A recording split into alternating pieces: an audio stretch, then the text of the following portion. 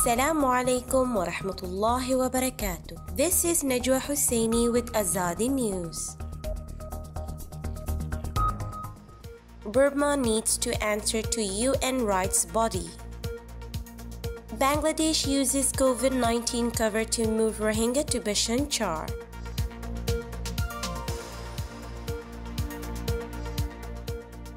Burma has failed to undertake meaningful reforms to bring its many rights-violating laws into compliance with international human rights standards, Human Rights Watch said yesterday in a submission to the United Nations Human Rights Council for Myanmar's Universal Periodic Review UPR in January 2021. Despite Burma's commitments in the 2015 review cycle to adopt democratic reforms and respect civil and political rights, the government has disregarded its international legal obligations to provide accountability for Burmese military atrocities. It has refused to cooperate with the Human Rights Council established fact-finding mission to investigate atrocity crimes, and barred the previous UN Special Rapporteur on Human Rights in Burma from entering the country. Myanmar's unwillingness to provide accountability for rampant rights abuses seems to know no bounds, said Phil Robertson, Deputy Asia Director. UN member countries should use Myanmar's UN review to demand the government make progress through deeds,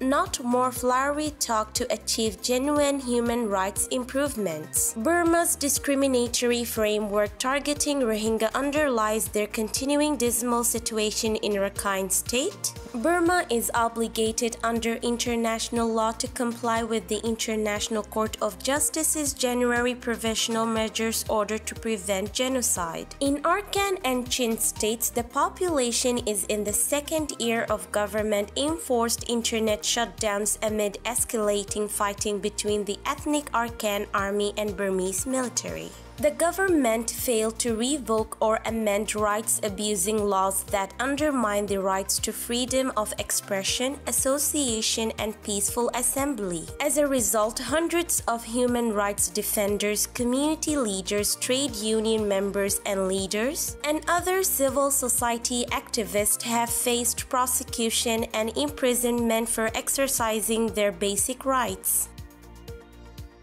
After weeks of drifting in rickety wooden boats in the choppy waters of the Andaman Sea, Bangladesh finally relented and rescued the almost 400 Rohingya refugees who had all but exhausted their supplies and given up hope. The refugees were attempting to make the perilous journey to neighboring countries, which had previously taken insignificant numbers of Rohingya and offered them some semblance of a normal existence. So when Bangladesh conceded and eventually announced in April it was rescuing the abundant Rohingya, there was relief among family members who were expecting only the worst news. When Dhaka further announced that under its new COVID-19 protocols, those rescued from sea would be temporarily quarantined on the remote island of Bhashan Char, few protested. After all, the Rohingya camps at Cox's Bazar are among the most densely populated refugee camps in the world.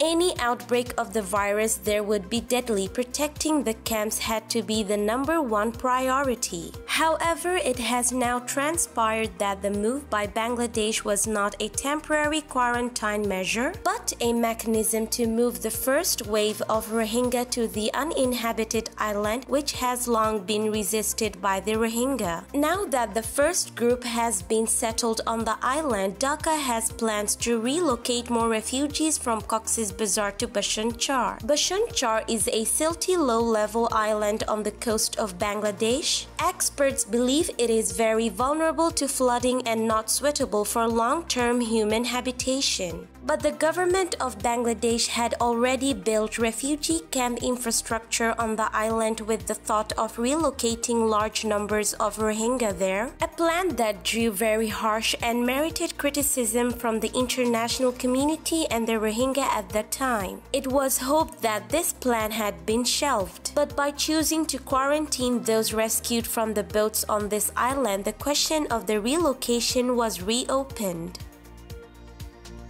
This is today's news. To get more updates about Rohingya, subscribe to our YouTube channel and hit the notification bell. Visit our website azadinews.org and follow our social media accounts. Wassalamu alaikum wa rahmatullahi wa barakatuh.